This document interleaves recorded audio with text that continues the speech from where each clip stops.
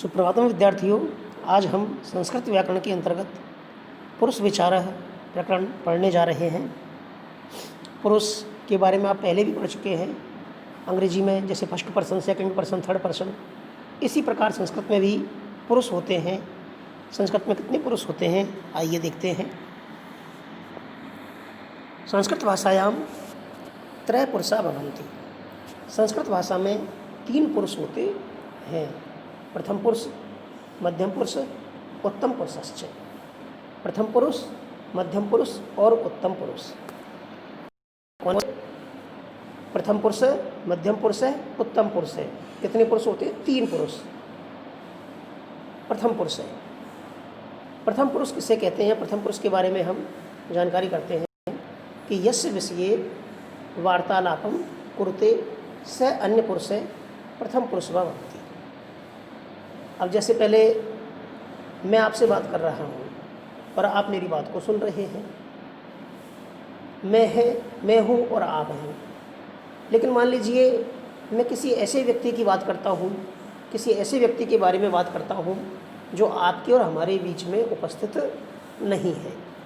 जैसे मैं कहता हूँ कि रामः वनम गच्छति, राम वन को जाता है।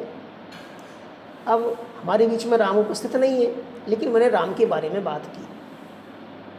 तो राम कौन है यहाँ पर? अन्य पुरुष जो यहाँ पर उपस्थित नहीं है, जिसके बारे में बातचीत की जा रही है, जिसके विषय में हम बात कर रहे हैं। जैसे मैं पूछता हूँ, मान लीजिए कि आज मोहन विद्यालय क्यों नहीं आया, तो मोहन हमारे और आपके बीच में उपस्थित नहीं है। वह विद्यालय नहीं आया है, इसलिए मैंने आपसे उसके बारे में विषय में बातचीत की है, उसके बारे में पूछा है। तो मोहन यहाँ पर कौन है? अन्य पुरुष, या संस्कृत में उसको हम प्रथम पुरुष कहते हैं। तो यस्य विषये वार्तालापम कुरुते, जिसके विषय में वार्तालाप की जाती है, स अन्य पुरुष है प्रथम पुरुष है भवति, वह अन्य पुरुष अथवा प्रथम पुरुष होता है। जैसे उदाहरण स्वरूप व्यक्ति विशेष से नाम, व्यक्ति विशेष का नाम, किसी भी व्यक्ति विशेष का नाम प्रथम पुरुष के अंतर्गत आता है। जैसे राम, मोहन, सीता, राधा, माला, बाला, कन्या, कोई भी नाम है उसको हम प्रथम पुरुष में रखते हैं। और उसके अलावा तीनों लिंगों में जो सर्वनाम शब्द होते हैं प्रथम पुरुष के, उनको भी हम प्रथम पुरुष में रखते हैं। जैसे पुल्लिंग में है तद शब्द है, पुल्लिंग में सर्वनाम शब्द तद, तद यानी होता है वह। तो तद के रूप पुल्लिंग में एक वचन में स, द्विवचन में तौ और बहुवचन में ते। स तौ ते। स अर्थात एक, एक वह, एक कर्ता, तौ वे दो और ते वे सब। इदम, इदम अर्थात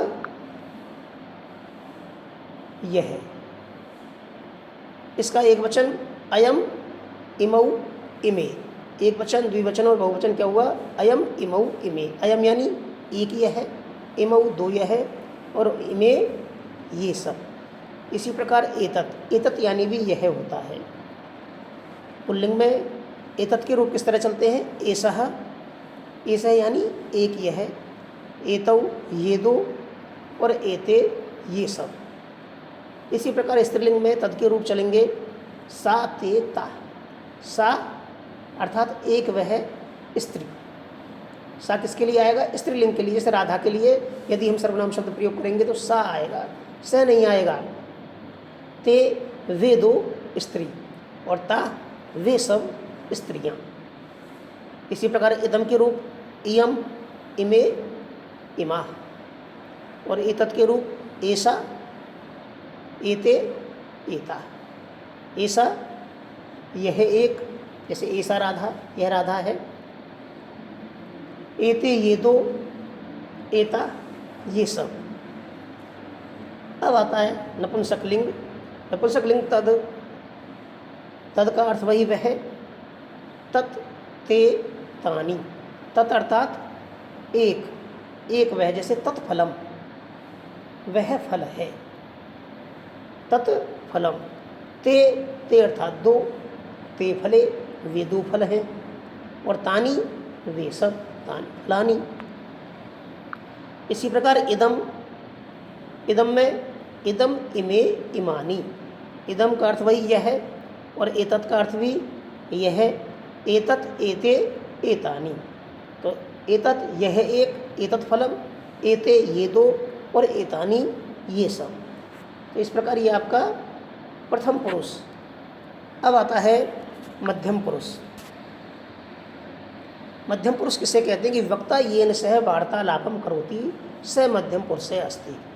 वक्ता जिसके साथ वार्तालाप करता है उसे मध्यम पुरुष कहते हैं। यानी कि मैं आपके साथ बात कर रहा हूँ और आप मेरी बात को सुन रहे हैं, तो आप कौन है? श्रोता, सुनने वाले। तो मध्यम पुरुष कौन होता है? जो बात को सुनता है, जिससे किसी के विषय में बात की जाती है, किसी भी चीज़ की या किसी भी वस्तु के बारे में या किसी व्यक्ति के बारे में, किसी स्थान विशेष के बारे में कोई भी बात की जाती है और जो सुनता है उसे हम मध्यम पुरुष कहते हैं। तो वक्ता येन से वार्तालापम करोति, वक्ता जिसके साथ वार्तालाप करता है, से मध्यम पुरुष अस्ति, में मध्यम पुरुष होता है। इसमें जैसे मध्यम पुरुष में तुम और आप, इनका ही प्रयोग किया जाता है। यहाँ पर युष्मद, युष्मद यानी होता है तुम, युष्मद शब्द के रूप मैंने लिए हैं आपके लिए। युष्मद का अर्थ होता है तुम। तो त्वम, अब एक बात और है कि युष्मद के रूप तीनों लिंगों में एक समान होते हैं, तीनों लिंगों में समान चलते हैं, अलग अलग से नहीं चलते हैं, चाहे पुल्लिंग हो, चाहे स्त्रीलिंग हो, चाहे नपुंसकलिंग हो। जैसा कि हमने अभी तद वगैरह के रूप देखे थे, अलग अलग थे, लेकिन युष्मद के रूप तीनों लिंगों में समान चलते हैं, एक जैसे ही होते हैं। तो त्वम युवाम यूयम, त्वम अर्थात एक तुम, युवाम तुम दो और यूयम तुम सब। त्वाम तुमको या एक तुमको, युवाम तुम दो को और युष्मान तुम सबको। त्वया तुम एक के द्वारा या तुम एक से, युवाभ्याम तुम दो से और युष्माभि तुम सबसे। तुभ्यम एक तुम्हारे लिए, युवाभ्याम तुम दो के लिए और युष्मभ्यम तुम सबके लिए। त्वत युवाभ्याम युष्मत, त्वत तुमसे अलग होने के अर्थ में, युवाभ्याम तुम दो से और युष्मत तुम सबसे। तब तुम्हारा, युवयो तुम दोनों का, युष्माकम तुम सबका। त्वयि तुम में या तुम पर, युवयो तुम दोनों में या तुम दोनों पर और युष्मासु तुम सब में या तुम सब पर। इस प्रकार ये युष्मत शब्द के रूप हैं जो कि मध्यम पुरुष में आते हैं। इसके बाद आता है उत्तम पुरुष। वार्तालापस्य कर्ता व वक्ता उत्तम पुरुष से भवति। वार्तालाप को करने वाला अथवा वक्ता, बोलने वाला उत्तम पुरुष कहा जाता है। जैसे कि मैं बोल रहा हूँ तो मैं किस श्रेणी में आता हूँ? उत्तम पुरुष की श्रेणी में। उत्तम पुरुष के लिए अस्मद शब्द का प्रयोग हम करते हैं। अस्मद यानी होता है मैं, अस्मद यानी क्या होता है? मैं। और अस्मद के रूप भी तीनों लिंगों में समान चलते हैं, अलग अलग नहीं चलते हैं। ठीक है, देखते हैं। अहम आवाम वयम, अहम एक में, आवाम हम दो और वयम हम सब। माम एक मुझको, आवाम हम दो को, अस्मान हम सबको। मया एक मेरे द्वारा या मुझसे, आवाभ्याम हम दो से या हम दो के द्वारा, अस्माभि हम सब से या हम सब के द्वारा। मय्यम एक मेरे लिए, आवाभ्याम हम दो के लिए, अस्मभ्यम हम सब के लिए। मत एक मुझसे, आवाभ्याम हम दो से और अस्मत् हम सब से।